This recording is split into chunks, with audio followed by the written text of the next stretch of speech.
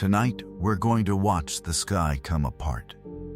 Not in a metaphorical sense, not in the way poets talk about stars falling or worlds ending. We're going to watch, step by step, what will happen when the Milky Way, the galaxy that contains our sun, our planet, our history, and every human being who has ever lived, collides with the Andromeda Galaxy, a spiral system so vast and so massive that even now, from 2.5 million light-years away, it is already on its way toward us. In approximately 4.5 billion years, the largest object in our local cosmic neighborhood will arrive. And when it does, the event will not look like the collisions your intuition is built to understand. Galaxies are not solid objects.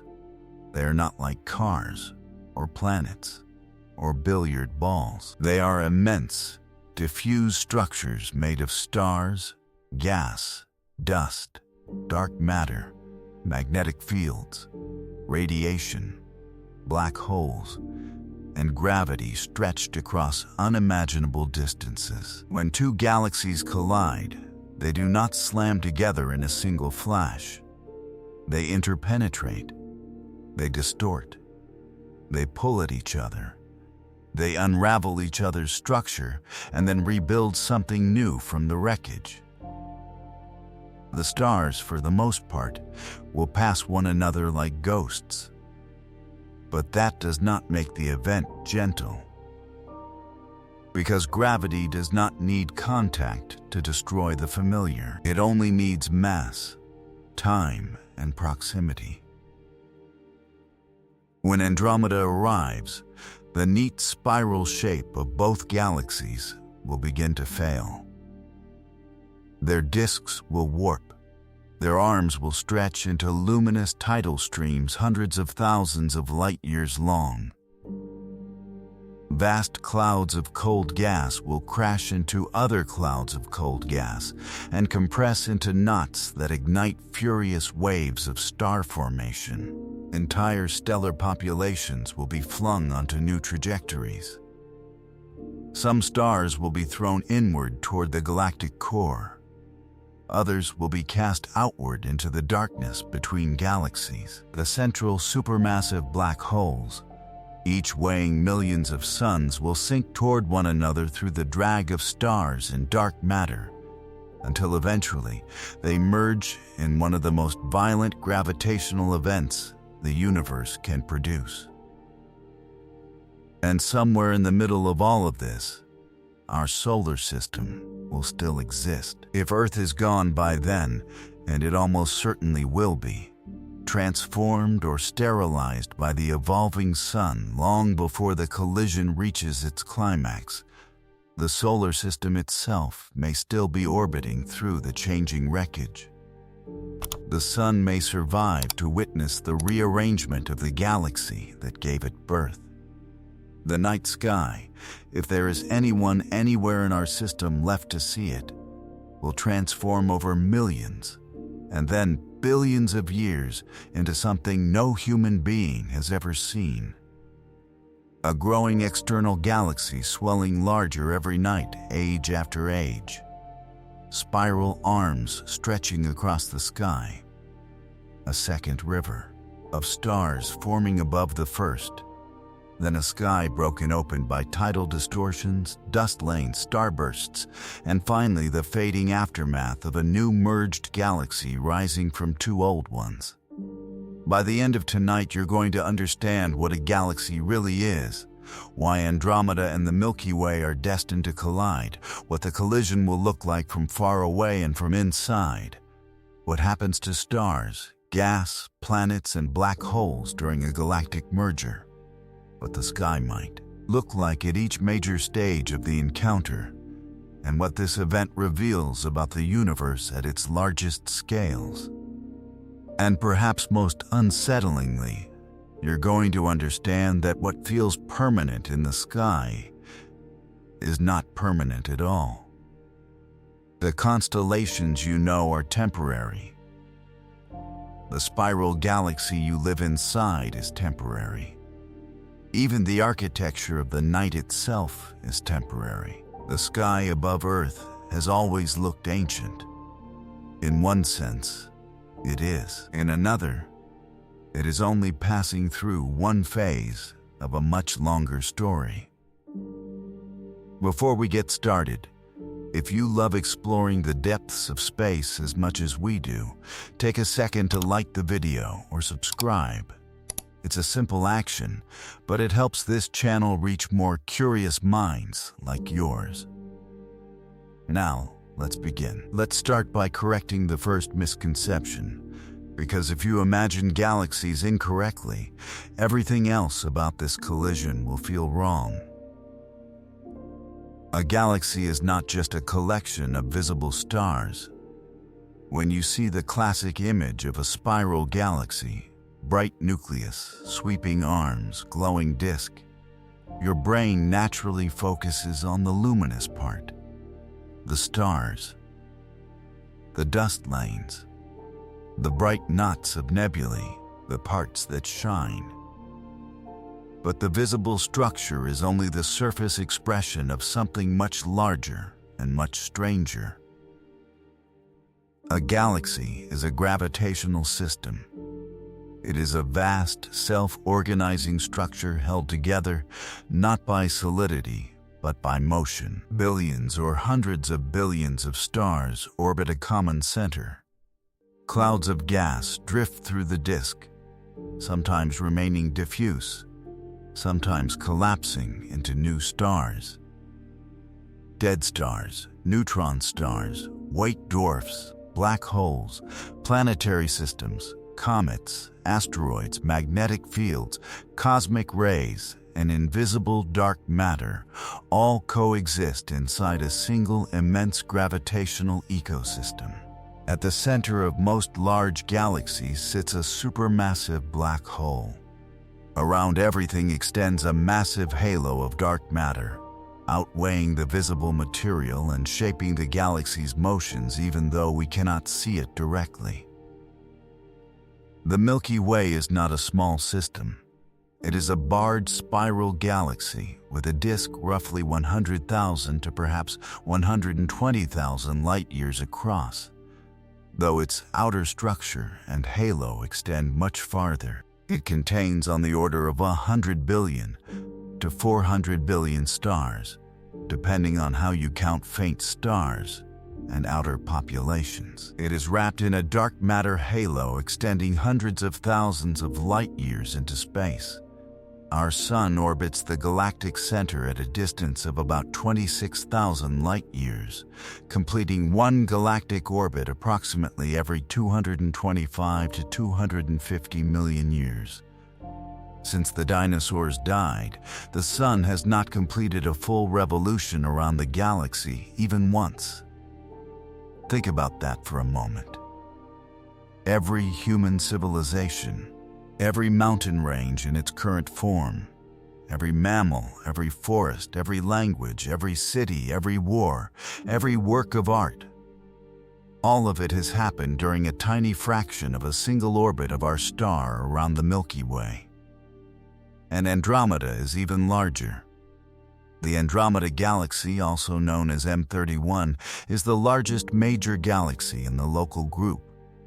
The small collection of galaxies that includes the Milky Way, Andromeda, Triangulum, and dozens of dwarf galaxies. Andromeda is a spiral galaxy like ours, but probably somewhat more massive in stars, with roughly 1 trillion stars often quoted in older literature, though current estimates vary and can be lower, depending on how one defines the stellar population. Its visible disk spans around 220,000 light-years, making it significantly larger in apparent stellar extent than the Milky Way's bright disk. It too sits inside a huge dark matter halo. It too has a central supermassive black hole. It too has dust lanes, star-forming regions, globular clusters, stellar streams, satellite galaxies, and a long history of mergers written into its structure. From a distance, The Milky Way and Andromeda look like majestic, self-contained islands of light. In reality, they are dynamic, restless systems already shaped by countless earlier interactions. Both have consumed smaller galaxies in the past. Both wear scars from those mergers in the form of stellar streams and distorted outer halos. Both are surrounded by retinues of dwarf companions. Both are still evolving. So when we say Andromeda will collide with the Milky Way, we are not talking about two pristine spirals meeting in a cosmic vacuum for the first time. We are talking about two already ancient, already weathered gravitational civilizations of stars entering a new phase of mutual destruction and reconstruction. And that process begins long before anything visibly touches anything else. The next misconception is subtler. You might imagine that because the universe is expanding, everything should be moving away from everything else forever. If space itself is expanding, why is Andromeda coming toward us instead of receding? Because cosmic expansion dominates only at very large scales. At smaller scales, within galaxy groups, within clusters, within gravitationally bound systems, gravity can overpower that expansion. The local group is one of those bound systems. The Milky Way and Andromeda are separated by approximately 2.5 million light-years. That is an almost absurd distance by human standards. Light, moving at 300,000 kilometers per second, takes 2.5 million years to travel from one to the other. Our species did not exist when the light now reaching us from Andromeda began its journey. Yet on the scale of galaxies, that separation is close. Close enough that gravity matters. Close enough that over billions of years, the mutual pull between the two systems overcomes the tendency of expanding space to carry them apart.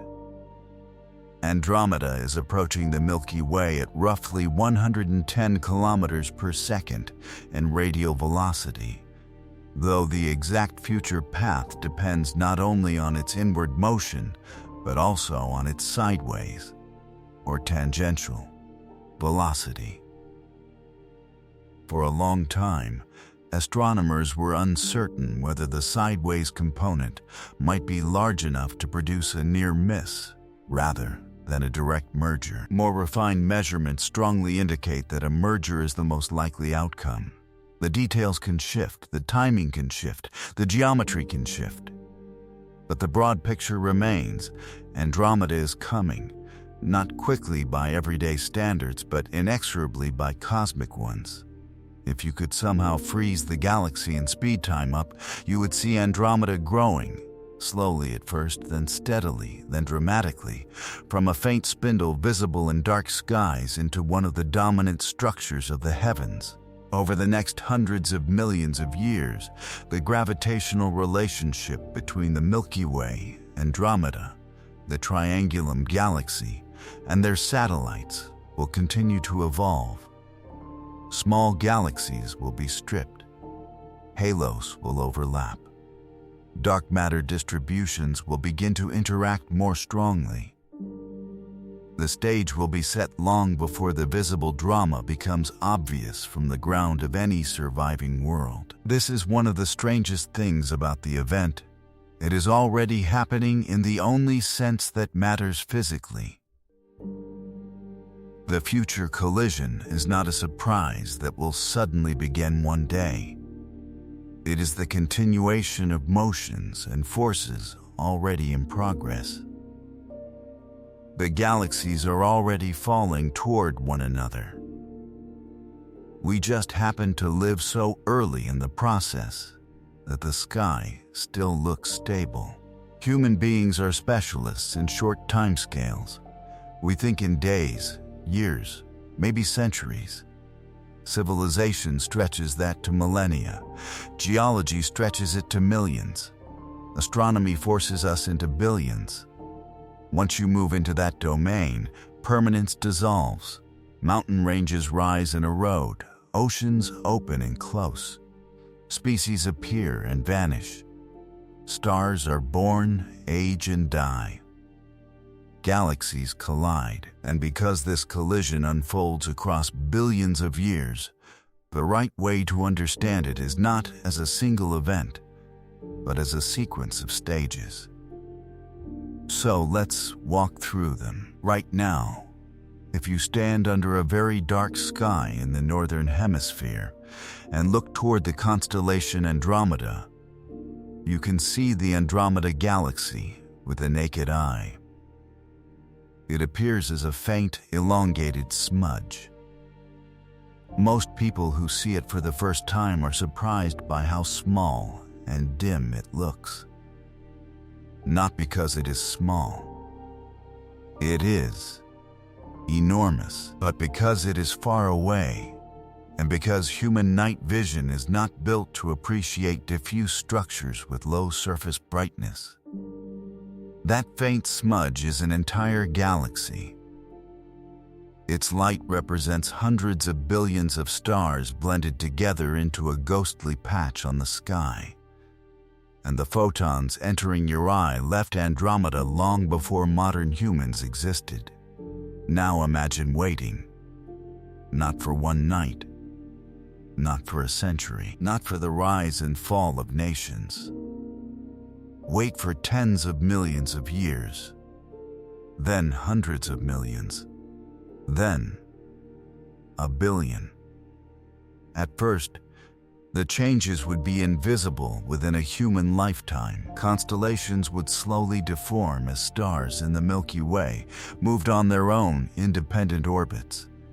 But Andromeda's shape would remain mostly what it is now, a faraway external galaxy.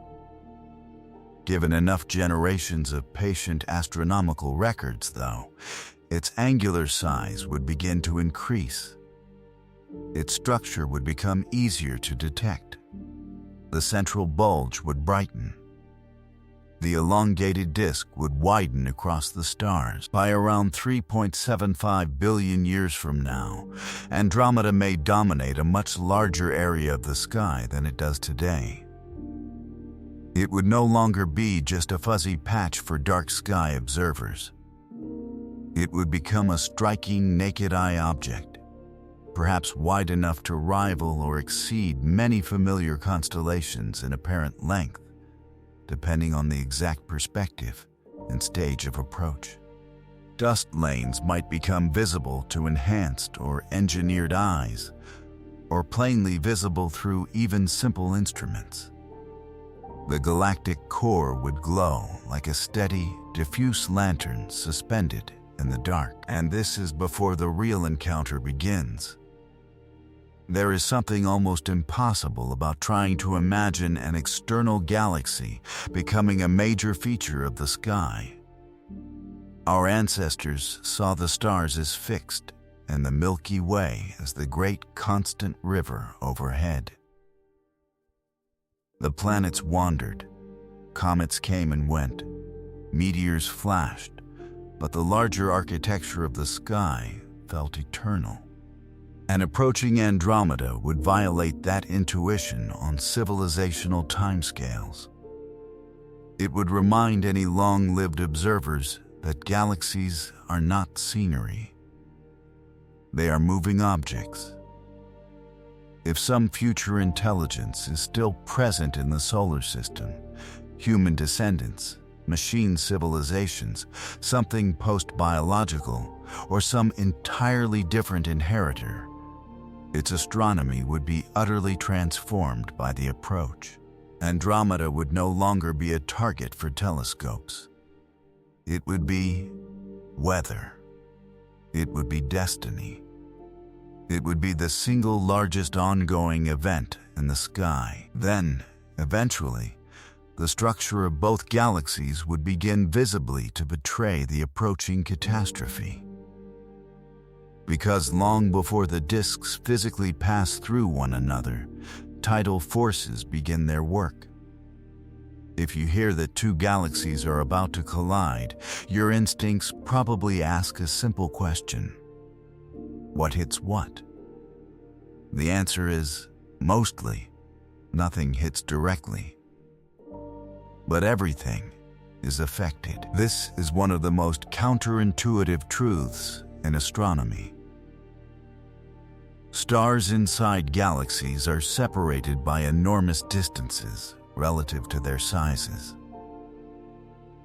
If the Sun were reduced to the size of a grain of sand, the nearest star would still be many miles away.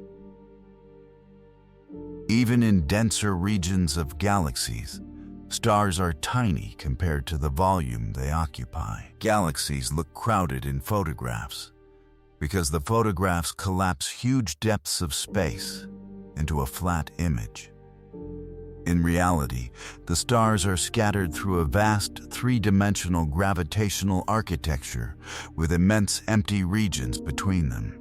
So when the Milky Way and Andromeda interpenetrate, direct star-star collisions are extraordinarily unlikely. Your Sun will not slam into an Andromeda star the way two cars crash at an intersection. The solar system is not likely to be physically struck by another stellar system.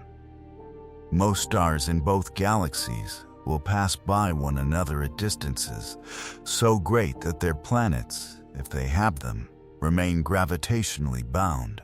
From the point of view of individual stars, the encounter is more like moving through a changing gravitational landscape than smashing into solid matter. But that does not mean the event lacks violence. Because gravity can alter trajectories without contact. When billions of stars and massive clouds of gas move through one another's gravitational fields, or through the shifting combined potential of two merging galaxies, their orbits can be dramatically rearranged. A star that once orbited quietly in a near-circular path around the Milky Way's center may find itself thrown into a wider, more elliptical orbit. Another may be perturbed inward. Entire stellar streams can be created. Spiral arms can be torn apart. The organized disk structure that once defined both galaxies can be heated, thickened, and finally destroyed. The gas is where things become even more dramatic. Stars are sparse. Gas clouds are not sparse in the same way. The interstellar medium, the diffuse gas and dust between stars, can collide, shock, and compress when galaxies merge. When giant molecular clouds ram into one another or are squeezed by tidal disturbances, they can lose energy, collapse, and trigger bursts of star formation.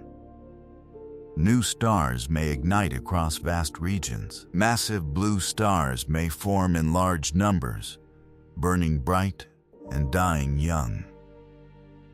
Supernova rates can increase. Radiation fields can intensify. Dust can be churned into new structures. So the phrase "the stars pass like ghosts" is true but incomplete. The galaxies themselves do not pass like ghosts. Their gravitational fields tear at one another. Their gas can collide and shock. Their structure can be ruined and remade. A galactic collision is not a pileup of stars. It is a reorganization of orbits on a continental scale of light years. And this is what the first close passage begins to unleash. The most likely long-term simulations suggest that the first close encounter between the Milky Way and Andromeda will occur in roughly 4 to 4.5 billion years, though precise values vary by model. By then, the sky from the solar system, if the solar system is still in a position to see clearly through whatever remains of its local environment, would have changed beyond recognition. Andromeda would no longer be a distant galaxy. It would stretch across an enormous fraction of the sky. Imagine an object larger than any constellation, not made of points but of structure. A bright central bulge, long curved lanes of stars, dark filaments of dust slicing through the glow, and outer arms dissolving into star clouds. Night after night, year after year, age after age, it would continue to grow. This would not be an animation sped up for dramatic effect. It would be the actual sky, changing slowly enough to outlast civilizations, but quickly enough to be measurable across deep time. As the galaxies draw near, tidal forces begin to distort both disks. Here is the basic mechanism. Gravity weakens with distance, so the near side of each galaxy feels a stronger pull from the other than the far side does. That differential pull stretches each galaxy. Over millions of years, those tidal forces can lift out long streamers of stars and gas, distort spiral patterns, and create bridges and tails that extend tens or hundreds of thousands of light years into intergalactic space. This is not speculative in the abstract. We see it all over the nearby universe. Astronomers have observed countless interacting galaxies in various stages of collision, pairs with bridges of material between them, systems with long tidal tails, warped disks, starburst regions, double nuclei, and fully merged remnants. The nightmarish beauty of those photographs is not just aesthetic. It is evidence. We already know what galaxy collisions do because the universe has been performing them for billions of years in front of us. During the first approach, both Andromeda and the Milky Way would begin to lose their clean spiral symmetry. The outer arms would be tugged out of shape. The disks might warp and bend. Gas clouds would flow inward in some regions and outward in others. Stellar orbits would become less orderly. If you could view the two galaxies from far outside, the scene would look like two great luminous whirlpools beginning to deform under each other's pull. From inside the Milky Way, the experience would be stranger. The ordinary Milky Way band that now arcs across our night sky is the edge on view of our own galactic disk. As Andromeda looms larger, there could come a time when the sky contains not just one broad galactic river, but two major stellar structures overlapping: the familiar band of the Milky Way and the approaching disk and bulge of Andromeda at an ever-changing angle. Dust lanes from Andromeda could carve dark wounds across its glow. Bright star-forming knots might appear like detached luminous islands. The central region could grow so large and bright that it resembles a diffuse moonless beacon permanently installed among the constellations. And then, the first passage arrives. This is not when the galaxies stop. It is not the final merger. It is the first interpenetration. The moment when the stellar disks and gas-rich regions begin to pass through and around one another, most dramatically. If our solar system remains in the outer disk at that time, the sky could become almost impossibly rich. The usual darkness between stars would be invaded by broad, luminous structures. New star clusters and nebulae formed in triggered bursts elsewhere in the galaxies might pepper the sky with exceptional brightness. Tidal streams could arc overhead like torn silk made of stars. The geometry would depend on where the sun happens to be in its galactic orbit and how the merger unfolds. But in almost every plausible version, the heavens become more crowded, more dynamic, and less familiar. The important thing to understand is that this visual transformation is just the outward symptom of a much deeper dynamical upheaval. The galaxies are no longer stable rotating disks. They are becoming an interaction. Now we have to ask the question that almost everyone asks sooner or later: what happens to us? There are two very different answers, one for Earth and one for the solar system as a gravitational unit. Let's start with Earth. In 4 to 5 billion years, the Earth as a habitable biosphere is almost certainly gone. Long before Andromeda's first close passage, the Sun's gradual brightening will have pushed Earth into conditions hostile to complex life.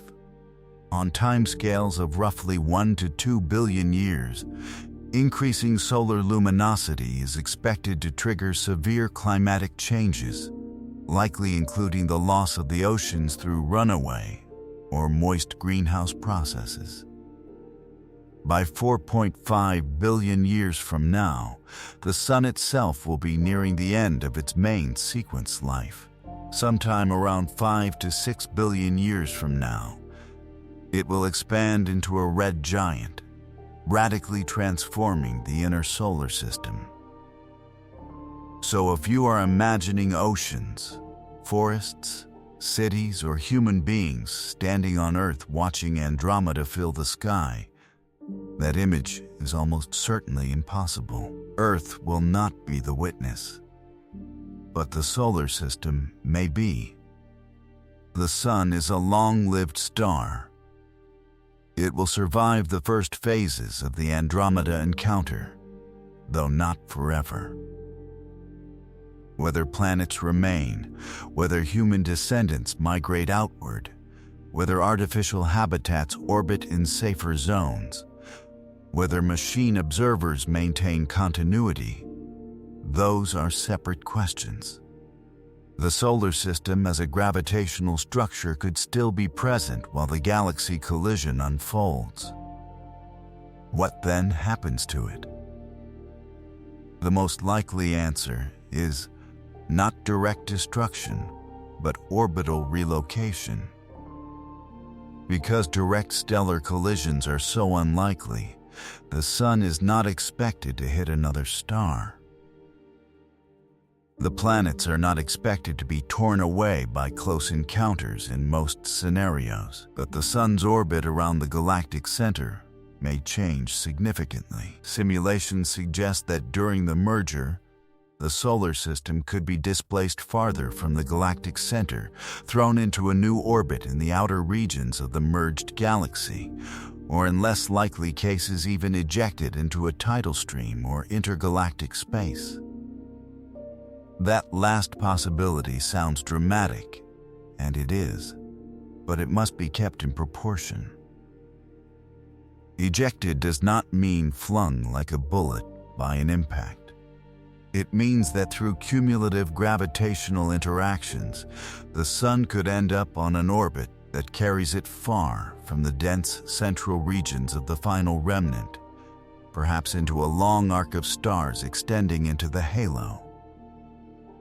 Some simulations give a meaningful chance that the Sun will migrate outward substantially during the merger. A smaller chance exists that it could pass comparatively close to Andromeda's center or to dense star-forming regions, though still without likely direct collision. From the point of view of whatever remains bound to the Sun, the larger danger would not be stars physically striking us.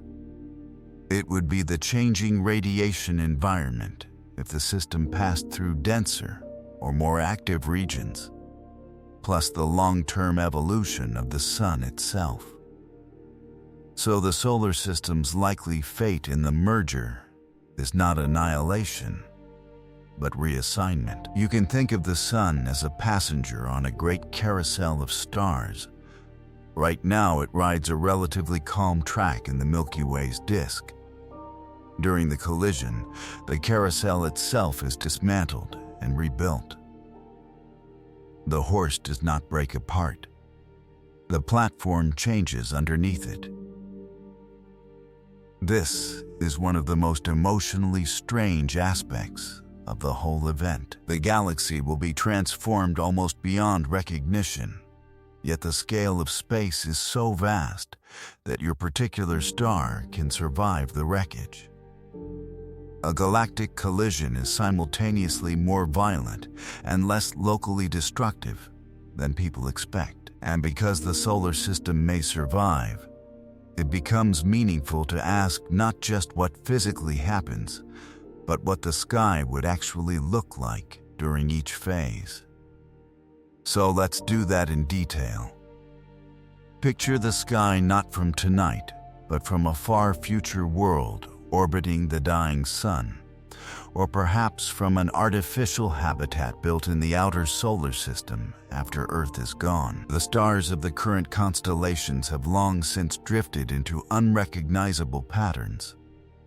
Orion is gone. The Big Dipper is gone. The night sky your ancestors knew has already been dismantled by ordinary stellar motion. The Milky Way still arcs overhead, though altered. And in one quadrant of the sky, dominating everything, hangs Andromeda. At first in this phase it is overwhelming because of its size. The full moon appears about half a degree across. Andromeda today spans several degrees even in its faint outer extent. But human eyes do not easily register that. In the far future, as it comes closer, its visible size could become extraordinary. It might stretch tens of degrees across the sky, depending on what surface brightness remains visible to the eye, and where exactly the sun lies relative to the approaching disk.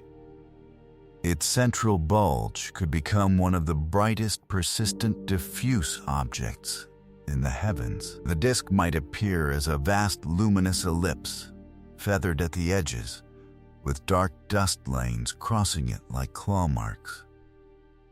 You would not watch it rise and set the way you watch the moon. It would be part of the fixed deep sky, moving only slowly relative to the stars over years and millennia, but changing enough that long-lived observers would see genuine morphological evolution. Imagine watching the arms become more asymmetrical. Imagine seeing one edge drawn out slightly over a million-year interval.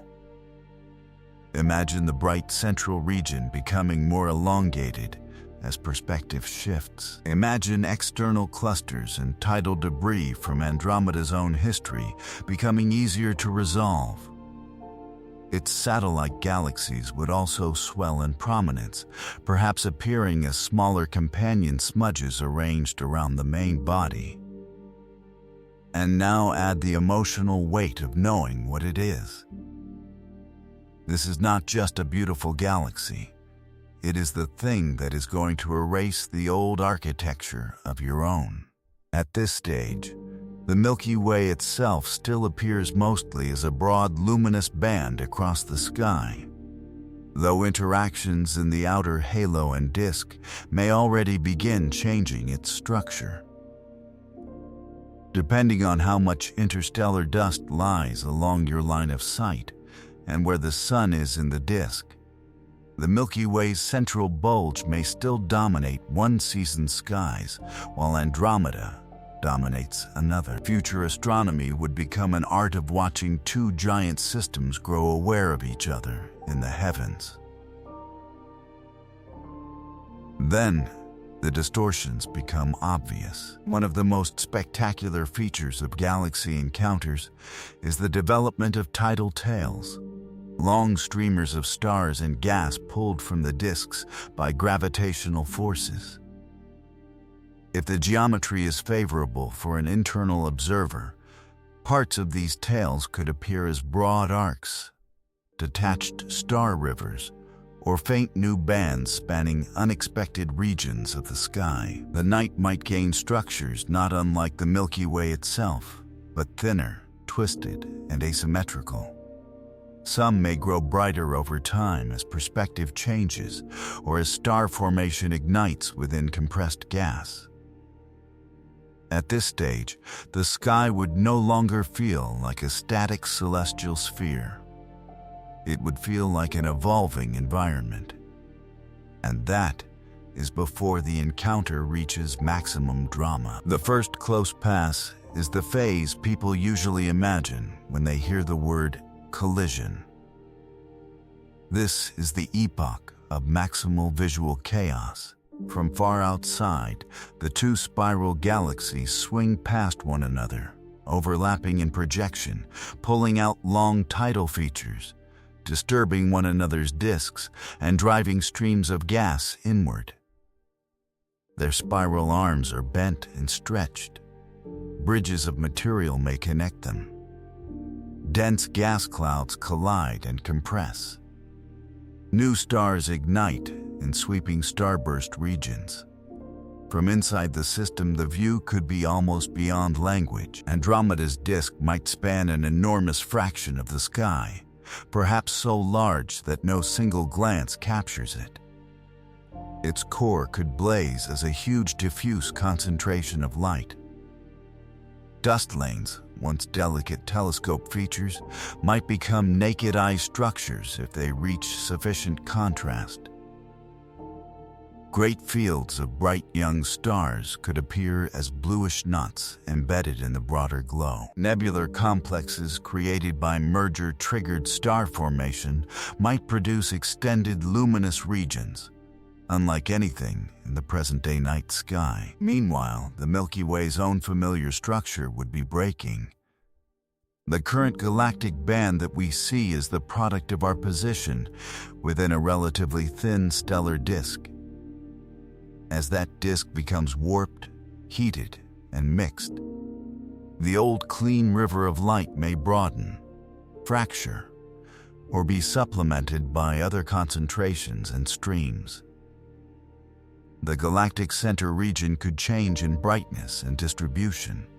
Tidal arms and shells might create new concentrations of stars where the ancestors of future observers do not expect them.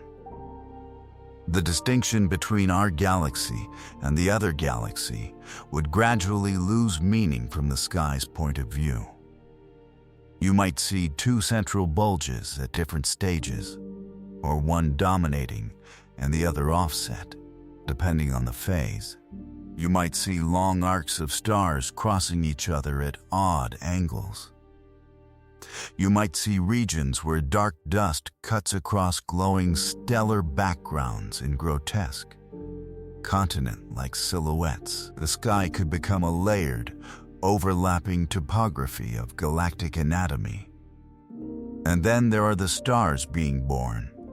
When galaxies interact, gas loses angular momentum and falls inward or is compressed in the overlapping regions. The result can be starbursts, episodes of intensified star formation. Massive young stars form in associations and clusters. These stars are hot, luminous, and short-lived. They ionize surrounding gas, create giant H2 regions, and explode as supernovae after only a few million years. During a major merger, entire sectors of the sky might become populated by unusually bright star-forming complexes. If future observers still have biological vision, the full color palette would depend on physiology and atmospheric conditions. But with instruments, or enhanced perception, the heavens would reveal itself as an active astrophysical battlefield. Blue stars, pinkish emission nebulae, dark molecular clouds, dense dust curtains, expanding supernova remnants, and perhaps increased transient activity from compact objects, all woven into a dynamic tapestry. This is the stage at which the phrase "the galaxies pass through each other like ghosts" becomes misleading if taken emotionally. Yes, the stars mostly miss. But the sky would not feel ghostly. It would feel crowded, wounded, alive. And once the first passage is over, the story does not end. The galaxies move apart again. But not forever. One of the surprising things about galactic mergers is that the first close encounter is often not the final one. After the initial pass, the galaxies can continue moving apart for a time, pulled into elongated trajectories by the exchange of energy and angular momentum. Tidal tails stream outward. Distorted disks continue rotating in ruined form. Some stars are cast far from the main bodies. Gas continues to shock and collapse. The systems look torn, but not yet unified. From inside, this means the sky may partially de-escalate in some respects, even while the underlying dynamics continue to worsen.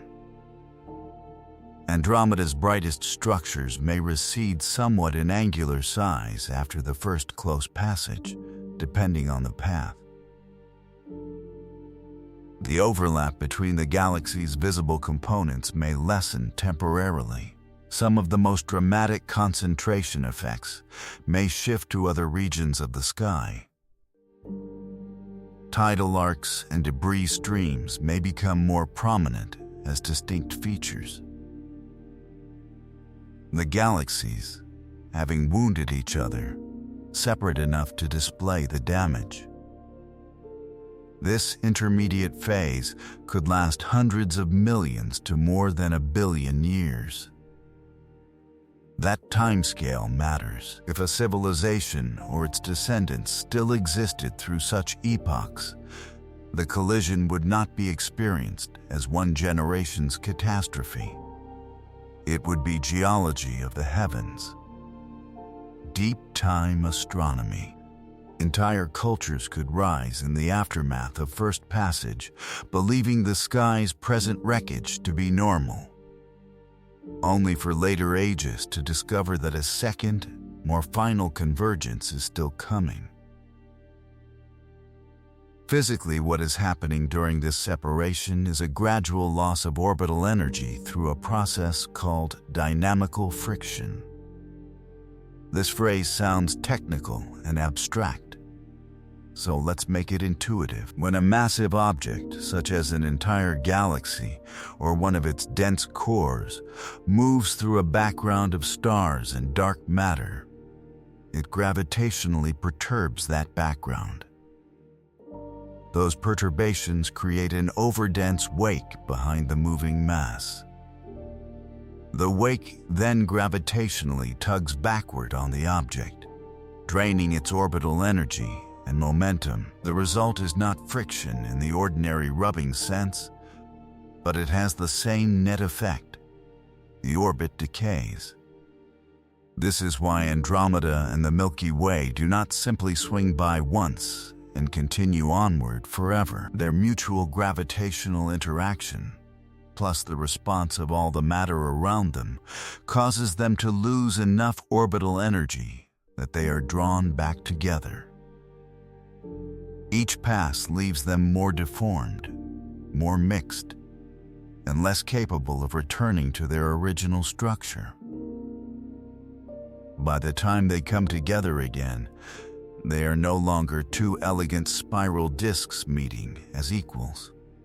They are wrecked systems spiraling toward final union, and in the sky, this second convergence may be even stranger than the first. After the first passage and partial separation, the Milky Way and Andromeda will fall back together. The exact timing depends on the details of the encounter, but the final coalescence is often placed roughly 5 to 6 billion years from now. By then, the Sun itself will be entering or approaching its red giant evolution. If the solar system still hosts any observing intelligence, it may be from worlds or habitats far from the original Earth. This phase is not about a clean overlap of two spirals anymore. It is about the destruction of the spiral form itself. Spiral galaxies require a relatively cool, orderly rotating disk. Major mergers heat stellar orbits, thicken the structure, randomize motions, funnel gas inward, and scramble the symmetry. After enough violent interaction, the disks cease to exist as disks in the old sense. The stars settle into a more chaotic, three-dimensional distribution. The remnant often resembles a giant elliptical galaxy or a peculiar merger remnant gradually relaxing toward something elliptical-like. Astronomers sometimes informally call the future merged Milky Way Andromeda system Milkomeda, a playful name for a very serious astrophysical object. From outside, the final merger would involve the galactic nuclei sinking toward one another, surrounded by streaming stars, glowing gas, starburst regions, and fading tidal tails. The once grand spiral arms would no longer define the system. Instead, the central regions would become more luminous and more disturbed. Shells, ripples, plumes, and loops of stars could persist in the outskirts for billions of years. From inside, what would the sky look like? Paradoxically, it might in some ways become less structured, and in other ways more overwhelming. The clear ribbon-like identity of the Milky Way may be lost as the disk dissolves. Instead of one narrow galactic band, the sky could contain a broader, more spheroidal distribution of stars, with intense concentrations toward the merged core, but less of the clean edge-on strip we know today. If the sun is moved outward into the halo or outer remnant, the sky might darken in some directions, while the central merged galaxy appears as an enormous, sprawling, luminous mass with embedded streams and shells. If the sun remains in a denser region, the sky could become exceptionally rich in stellar density. And if the merger drives gas into the central regions efficiently enough, the core could experience a period of heightened activity. Which brings us to the black holes. At the center of the Milky Way sits Sagittarius A, a supermassive black hole with a mass of about 4 million suns. At the center of Andromeda lies an even larger supermassive black hole, with estimates tens of millions of solar masses. These black holes are not the galaxies themselves, and they do not dictate every aspect of the merger. The galaxies are governed primarily by the mass of all their stars, gas, and dark matter combined. But during the final stages, the black holes become critically important. As the galaxies merge, their central regions sink inward through dynamical friction. The black holes, embedded in those regions, move toward one another. At first, they remain widely separated, each sitting within its own disrupted stellar environment. Then, as the merger progresses, they form a bound binary system. This stage is extraordinary. Two supermassive black holes orbit each other in the center of a newly forming merged galaxy, surrounded by swarms of stars, gas, and dark matter. Their orbit shrinks over time as they interact with nearby stars, slinging some away and stealing their orbital energy. And, if enough gas is present, through interactions with gaseous disks or inflows.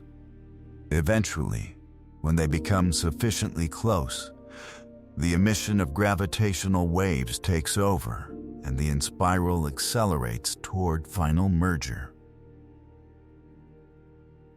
This is one of the most powerful gravitational wave events in the universe.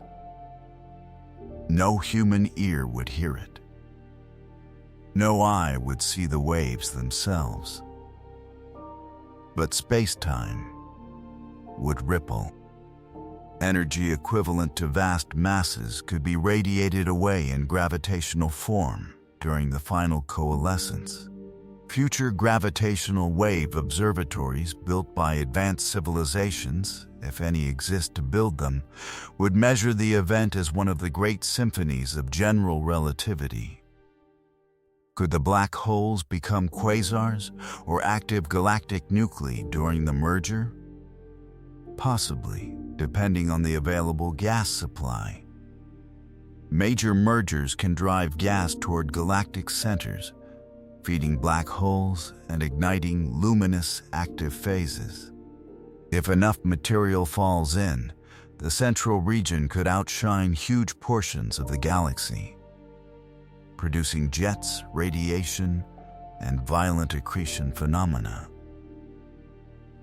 But by the time the Milky Way and Andromeda complete their merger, both galaxies may be relatively gas-poor compared with the most dramatic quasar-producing mergers seen in the younger universe. So an active phase is plausible, perhaps even likely at some level, but the exact luminosity is uncertain.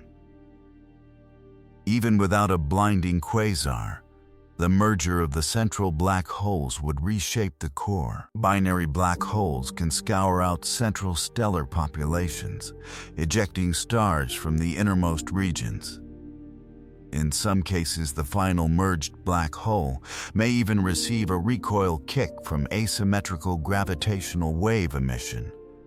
Though in a massive galaxy remnant, it would likely remain bound, unless the kick were unusually large. The essential point is this: the centers of the galaxies are not just passing politely through each other.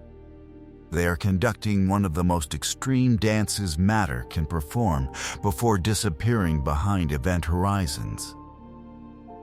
And yet for most stars in the outer galaxy, including perhaps the Sun, the dominant experience remains what it has been all along: changing orbits, changing skies, and the loss of the old galactic map. Let's return to the gas, because the gas is where a merger becomes visibly creative. People often hear about cosmic collisions and think only of destruction, but in astronomy, destruction and creation are frequently the same process viewed at different scales. When spiral galaxies merge, giant reservoirs of interstellar gas are disturbed. Their ordered rotation is upset. Clouds collide. Shock fronts form. Turbulence increases. Gas is compressed in tidal arms, bridges, and central inflows. In some regions, it is stripped and dispersed. In others, it collapses. And when cold, dense gas collapses, stars are born. A major merger can ignite star formation across huge regions of both galaxies. Massive stellar nurseries may appear where there were none before. Compact star clusters containing tens of thousands or even millions of stars can form.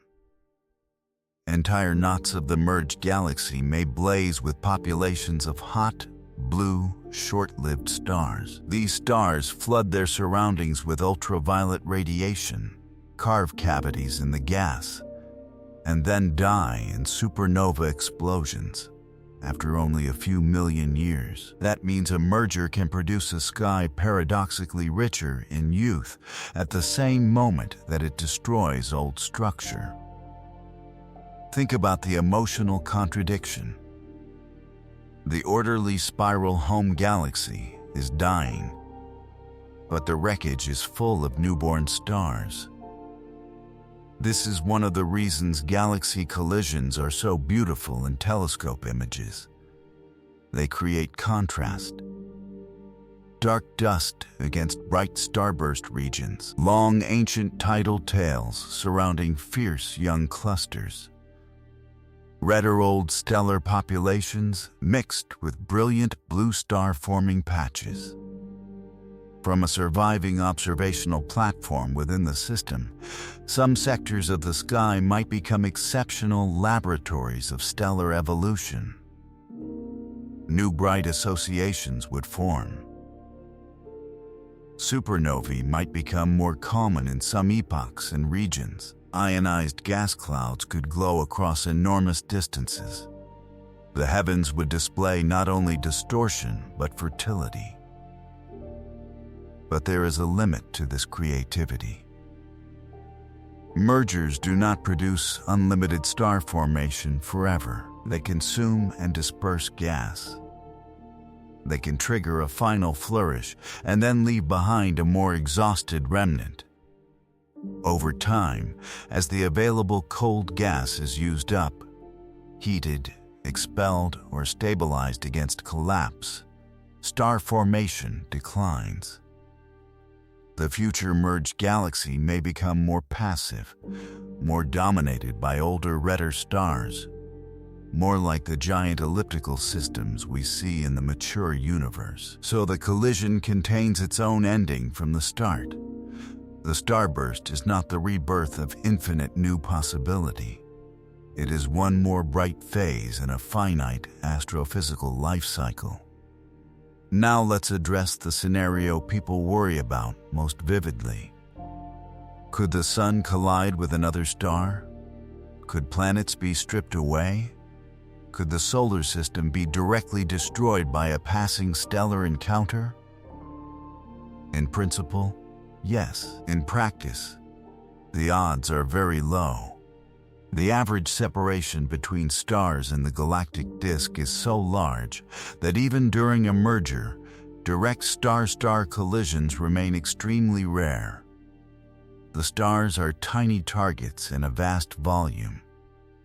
Imagine two swarms of bees crossing entire continents, with each bee only centimeters wide and separated by miles from its neighbors.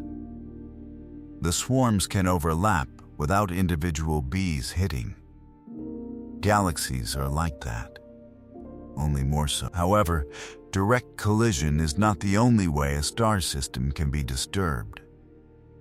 A sufficiently close pass from another star could perturb the outer regions of a planetary system, scatter comets from an Oort cloud, alter the orbits of distant planets, or in very close cases destabilize the entire system. Such close passes remain uncommon, but their probability can rise somewhat in denser or more dynamically mixed environments. For the Sun specifically, most simulations do not predict a catastrophic close stellar encounter during the merger. The solar system is more likely to survive intact than not. But intact needs context. By the time these events unfold, the Sun's own evolution will already be the main determinant of conditions in the planetary system. Inner planets may be sterilized or engulfed by the red giant sun. Outer bodies may become the last refuges for surviving structures or life.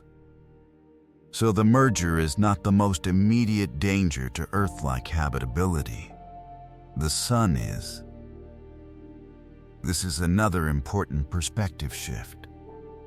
The Andromeda collision sounds apocalyptic because it involves galaxies.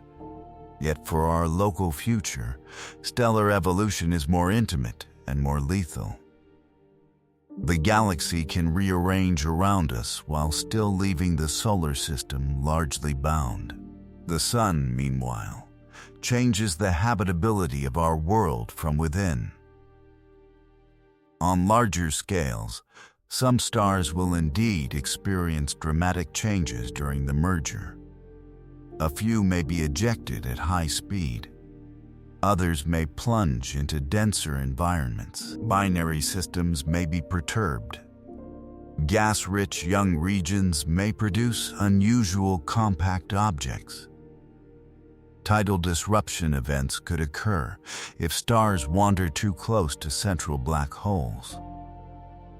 The merger creates opportunities for rare outcomes, just as storms create lightning.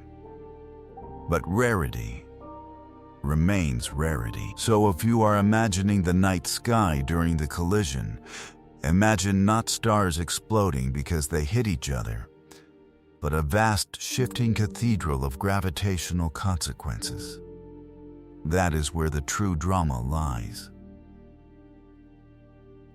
The Milky Way as you know it is a spiral galaxy. It has a central bar, winding arms, a star-forming disk, satellite galaxies, and a halo. The famous river of the Milky Way in our sky exists because we are embedded within that disk. The collision with Andromeda will end this configuration. Major mergers are efficient disk destroyers. Why? Because disks depend on coherent rotation. Most stars in a disk move in broadly aligned orbits around the galactic center. Spiral patterns emerge from those motions, from density waves, and from the distribution of gas. But when another massive galaxy plunges through the system, it injects energy into those orbits. Stars are scattered into more eccentric, more inclined, less organized trajectories. The thin disk thickens. Then it fragments as an identifiable structure. The old ordered pattern is heated into a more pressure-supported stellar body. This is why the remnant of a major merger often resembles an elliptical galaxy. Elliptical galaxies are not usually flat-spinning disks with obvious arms. They are more like three-dimensional swarms of stars orbiting in a broad range of directions. Some rotate, some do not much. Their stars are often older, their gas content lower, their star formation reduced. They can be giant and majestic, but they do not present the same architecture as a spiral.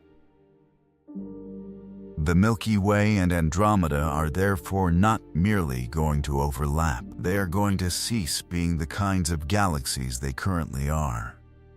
The shape of our cosmic home will be erased, not violently in a single moment, but irreversibly over time.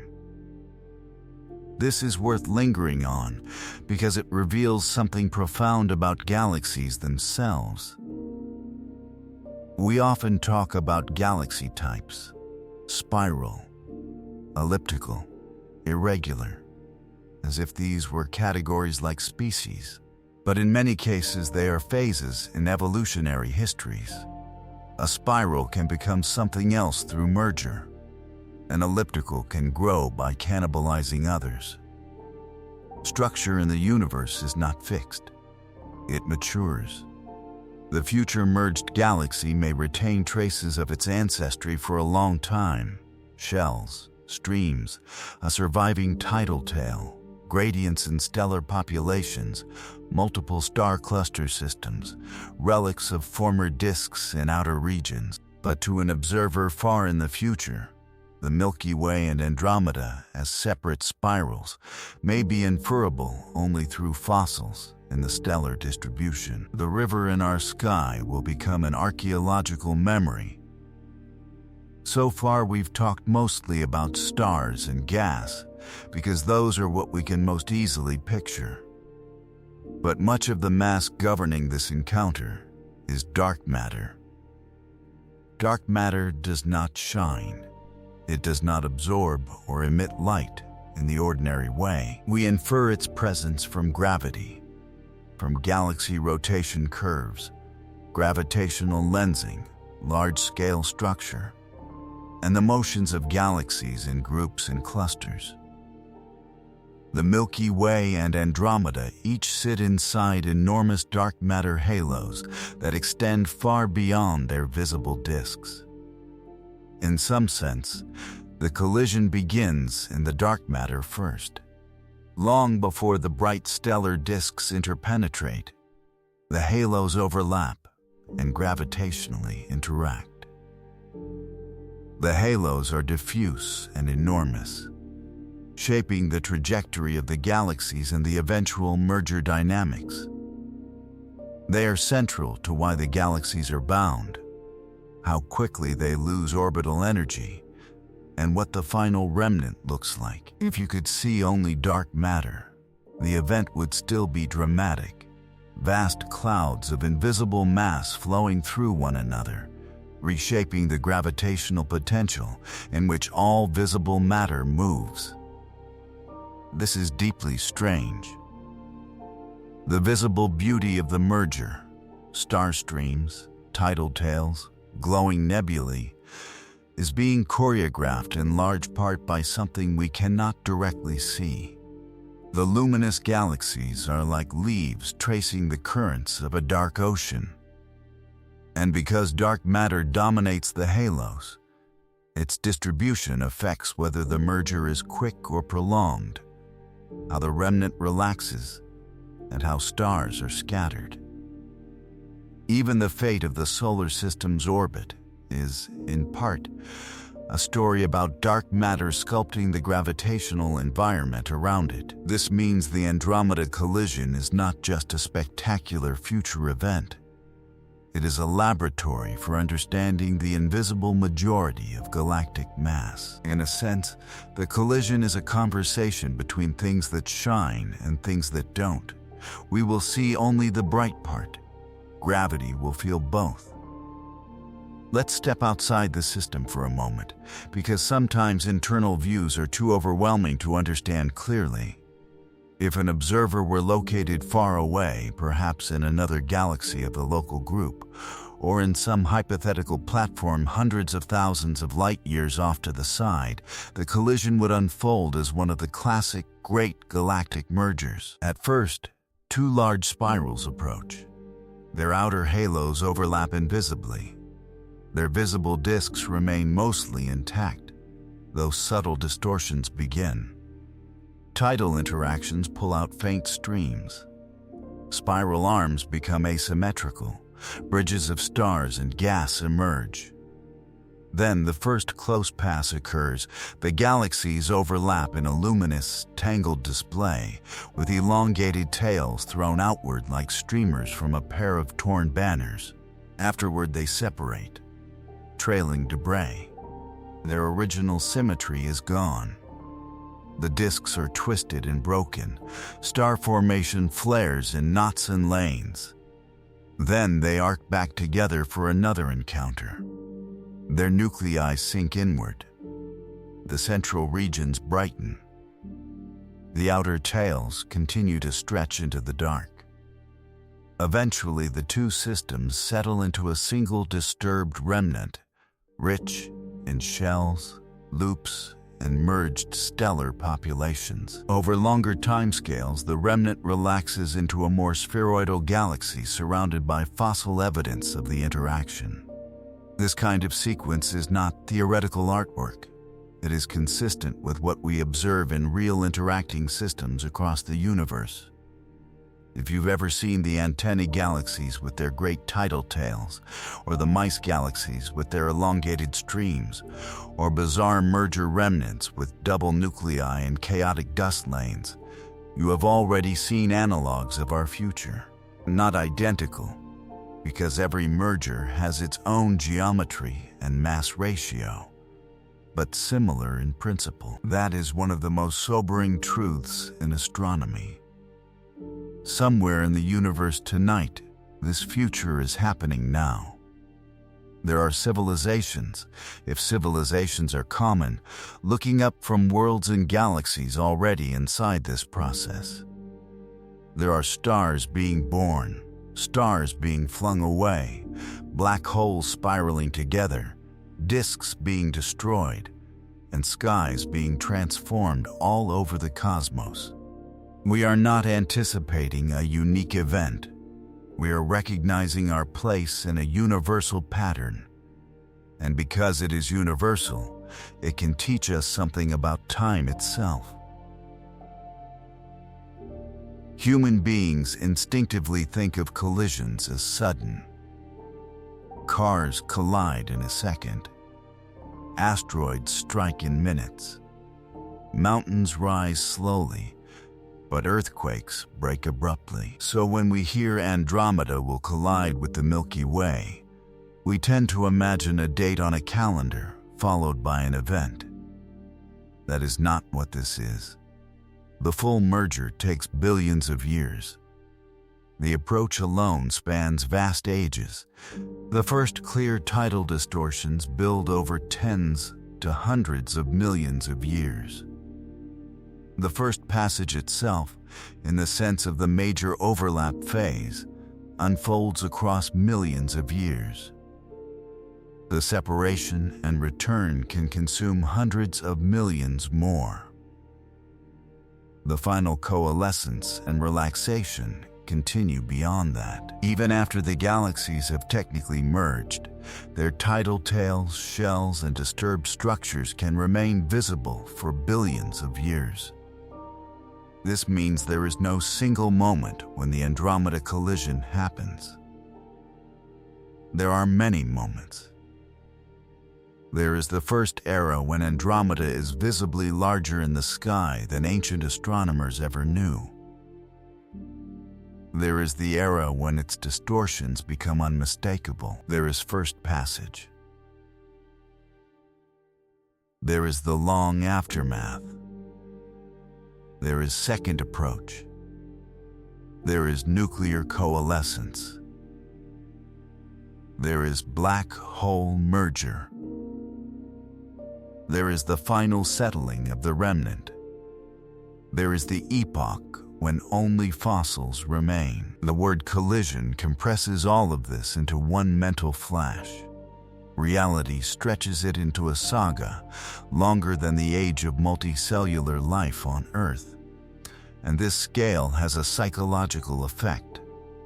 It forces you to confront that the universe does not measure drama the way we do. For us, significance is tied to immediacy. For the cosmos, significance can be so slow that no single generation could ever experience its full arc. The biggest events are often the longest. This is one reason astronomy feels almost philosophical. To understand it, you must learn to care about processes too large for your nervous system. You must learn to hold both truths at once, that the Andromeda merger is unimaginably violent, and that it is unimaginably patient. Let's gather the visual story into a clear sequence. Stage 1. The distant present. Andromeda is a faint elongated smudge in dark skies. Beautiful, if you know what it is. Easy to miss, if you don't. The Milky Way remains the dominant deep sky structure. The night feels stable. Stage 2, the measurable approach. Across hundreds of millions to billions of years, Andromeda slowly grows. The central bulge brightens, the disk widens. Careful observers recognize that an external galaxy is becoming a major naked-eye object. The psychological shift begins. The sky is no longer fixed. Stage 3. The looming spiral. Andromeda becomes huge in angular size, perhaps stretching across a significant part of the sky. Dust lanes and outer structures become increasingly apparent.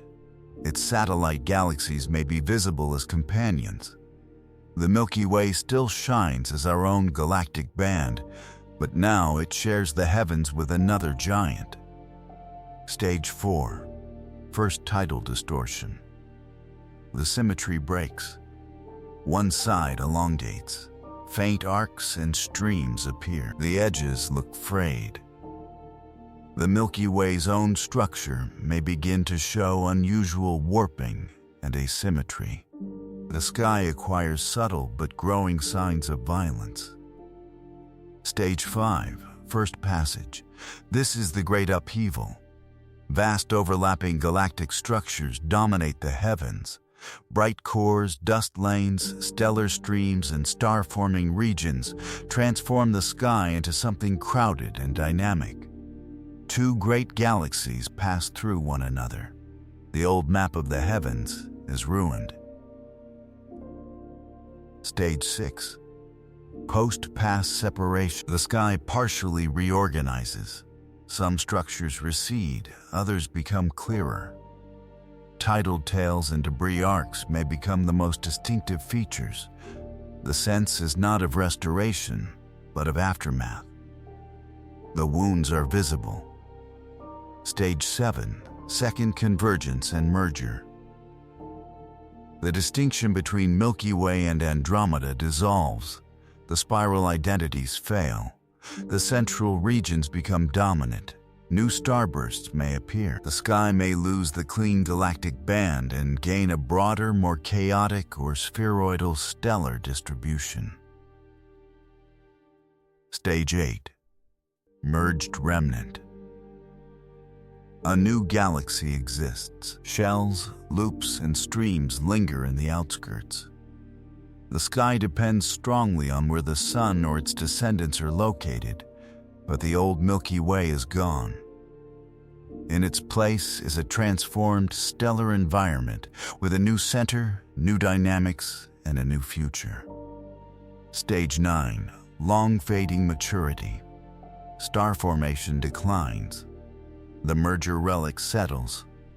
The sky becomes more stable again, but it is not the stability of the old order. It is the calm after a billion-year storm. This sequence matters because it turns a vague statement, Andromeda will collide with the Milky Way, into an actual history. And history, even cosmic history, is easier to feel when it has stages. There is one more layer of the story that makes the timing of this collision especially haunting. The Andromeda merger begins in earnest around the same era that the Sun approaches the end of its stable life. Right now, the Sun is about 46 billion years old. Its main sequence lifetime is roughly 10 billion years. In about 4.5 billion years, around the time of the likely first major Andromeda passage, the Sun will be old, brighter than it is now, and approaching the final chapter of hydrogen fusion in its core. Somewhat later, it will swell into a red giant. This overlap in timescales means the transformation of our galaxy and the transformation of our star are partly concurrent events. The local and the cosmic begin to rhyme. For Earth, as we said earlier, the Sun is the immediate executioner. But for the solar system as a witness, this coincidence produces a strange image, an aging star drifting through the collapse of its ancestral galactic order. The Sun was born in a spiral galaxy. It may die in the early stages of that spiral galaxy's destruction. There is something almost literary about that. The star that illuminated Earth's oceans and forests may spend its old age under a sky where another galaxy fills the heavens, and the Milky Way dissolves around it. If any descendants of life from Earth survive in outer habitats, they may watch not only the death of their home star's habitable era, but the death of the galactic shaped their species once called home.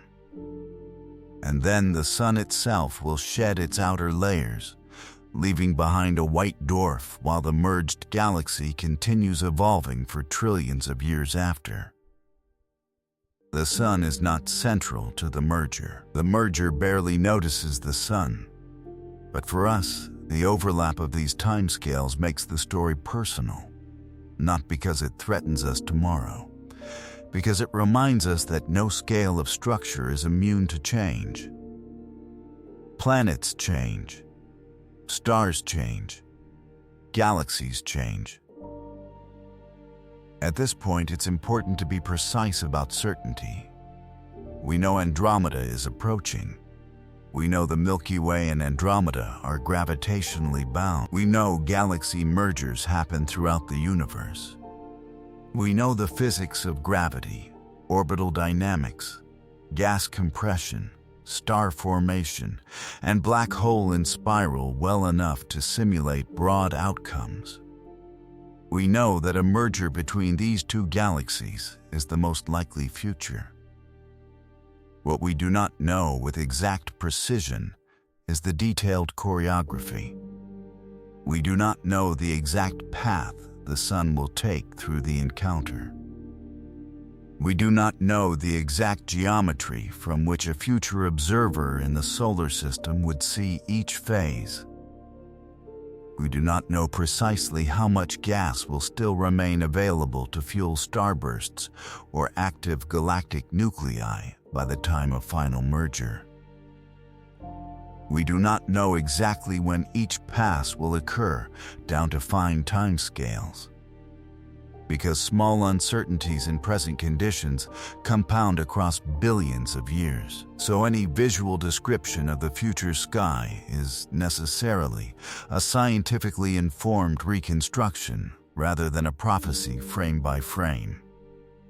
But the large-scale truth is secure. The Milky Way and Andromeda will not remain separate forever. Their gravitational futures are intertwined. The spiral galaxies, now existing as two ancient islands of stars in the local group, are headed toward mutual transformation. The sky of the far future will not look like ours. This distinction between what is known and what is inferred is not a weakness in the story. It is part of its honesty. Science often does not give us single perfect pictures of the future.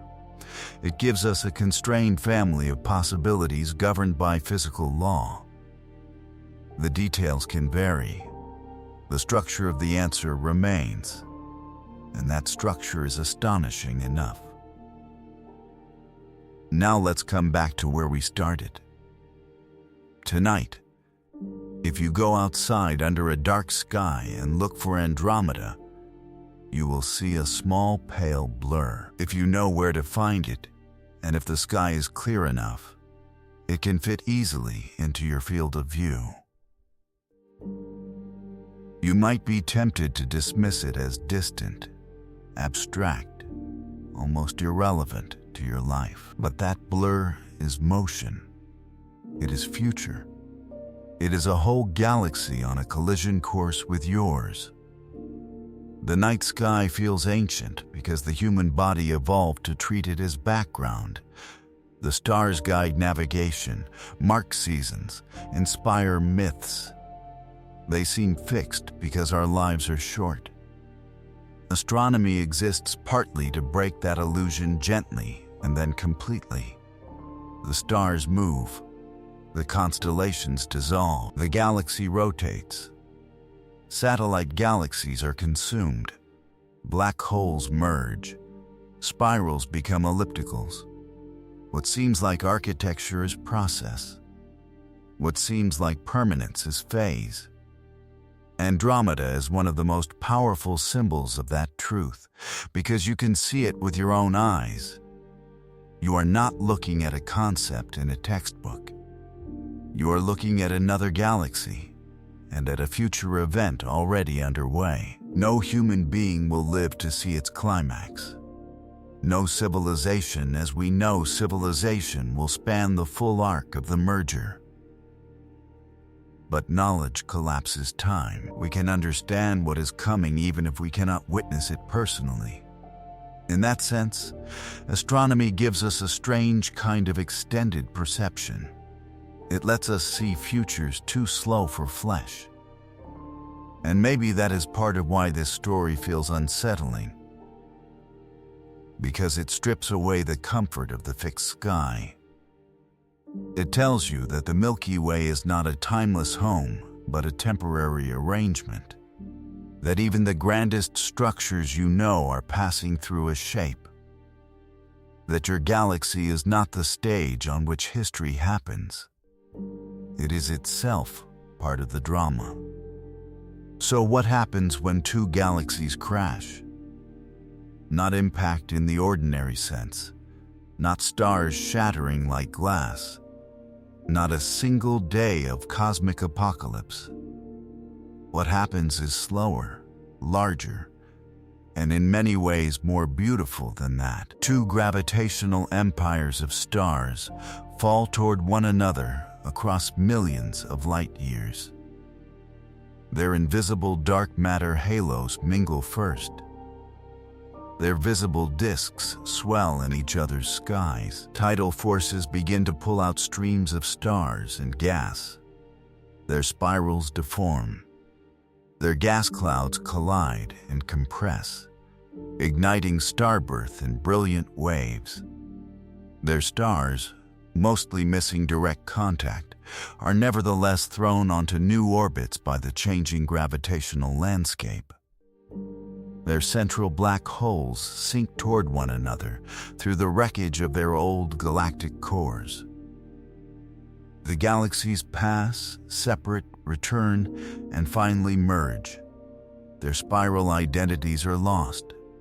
A new galaxy is born from the ruins, and if the solar system survives to witness any of it, the sky will become the record of that transformation. First, an approaching galaxy, then a looming one, then a distorted one, then a sky of overlapping star rivers, dust wounds, and starburst fires.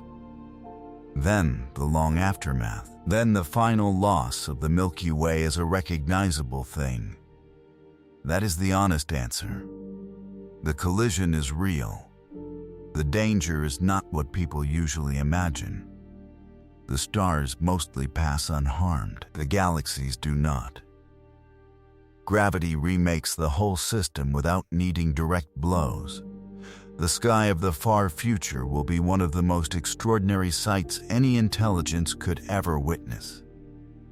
And then even that will pass. Because the merged galaxy will age. Its gas will dwindle. Its stars will redden. Its structure will relax. The bright violence of the merger will fade into a new kind of stillness. Given enough time, that too will be only one chapter in a much longer cosmic history. This is the final lesson of the Andromeda collision. At every scale, the universe is changing. The night sky you know is not the night sky forever. The galaxy you call home is not the galaxy forever. The heavens are not a ceiling. They are a process, and somewhere above you, even now, the first faint sign of that future is already visible. A blurred patch of ancient light. A galaxy.